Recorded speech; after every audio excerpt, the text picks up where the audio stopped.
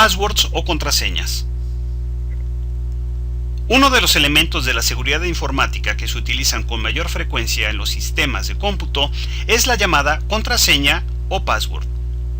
De hecho, cuando accedemos al correo electrónico, al sistema operativo de nuestra computadora o algún sistema de información, aparte de requerir el nombre del usuario, se solicita la contraseña, que, como es bien sabido, si alguno de estos elementos no es proporcionado o se teclea incorrectamente, simplemente se niega el acceso. Scarphone define la contraseña como una secuencia de caracteres secretos, combinación de letras, dígitos o signos, que el usuario utiliza para autentificar su identidad en un sistema informático. El término autentificar o autenticar es el proceso de validación que se lleva a cabo para garantizar el acceso a los recursos de dicho sistema, involucrando algo que el usuario conoce, la misma contraseña. El usuario es una huella digital, geometría de la mano, reconocimiento facial, o el usuario posee, como una tarjeta de acceso. Sin embargo, muchas veces el usuario no vislumbra la importancia que tiene la secrecía de una contraseña y por comodidad, desconocimiento o descuido la evidencia o expone ante personas no autorizadas para ingresar a los sistemas, vulnerando la seguridad y provocando problemas potencialmente peligrosos, no solo para el usuario mismo, sino para toda la organización. Ahora bien, ¿qué posibilidades hay de recordar una contraseña como esta? Aunque por la longitud de la combinación de caracteres se consideraría como altamente efectiva, pues se recomienda que la longitud sea de al menos 8 caracteres y se combinen letras, dígitos y signos, lo más seguro es que por su complejidad el usuario la escribirá en un papel y la guardará en un lugar de fácil acceso, en el cajón, debajo del teclado o incluso en la misma pantalla de la computadora. Luego entonces, la efectividad y la seguridad se vulneran. Aún más, la seguridad se compromete severamente cuando existen ciertos usuarios malintencionados que buscan obtener esas claves, pues su acceso representará la obtención de información pudiendo ser altamente valiosa y rentable para sí mismos o para intereses ajenos. Normalmente, al crear una contraseña, es común emplear palabras fáciles de recordar como nombres de familiares, deportes, placas de automóvil, fechas de cumpleaños o nombres de mascotas, aumentando la seguridad escribiéndolas al revés. Sin embargo, los usuarios expertos o malintencionados, generalmente llamados hackers de sombrero negro o crackers, tienen métodos como el denominado fuerza bruta, que permite detectar contraseñas mediante el intento continuo de múltiples combinaciones de letras y números. Es por ello que a lo largo del tiempo se han desarrollado diversas técnicas que permiten al usuario crear contraseñas que sean de fácil memorización y altamente seguras. Texto modificado. La primera de ellas es el empleo de nombres sencillos, pero sustituyendo algunas letras por números o caracteres especiales. Por ejemplo, para convertir la palabra instituto en una contraseña más segura, se sustituyen los caracteres I por el número 1. Se modifica la letra S por el número 5. Después se cambia la letra O por el 0. Y las letras N y U se invierten. Si además la contraseña se refuerza agregando un número de la suerte, por ejemplo el 9 y 6, colocándolos al principio y al final,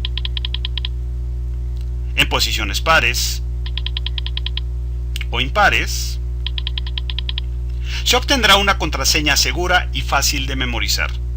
Es obvio que estas técnicas son conocidas por los hackers, pero si se sustituyen algunas letras y otras no, la complejidad será mayor y la posibilidad de adivinarla será mínima. Mnemónicos.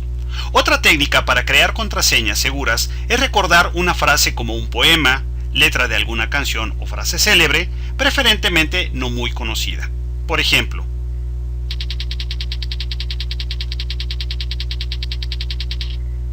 y tomar la primera letra de cada palabra,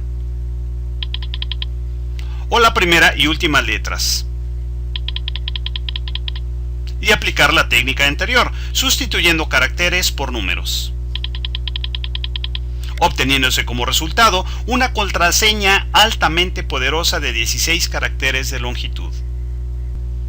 Combinación de palabras modificadas. Consiste en seleccionar 2 o 3 palabras inconexas y sustituir los caracteres por números o símbolos. Esta técnica es muy parecida al texto modificado, con la diferencia de utilizar 2 o más palabras sin relación alguna.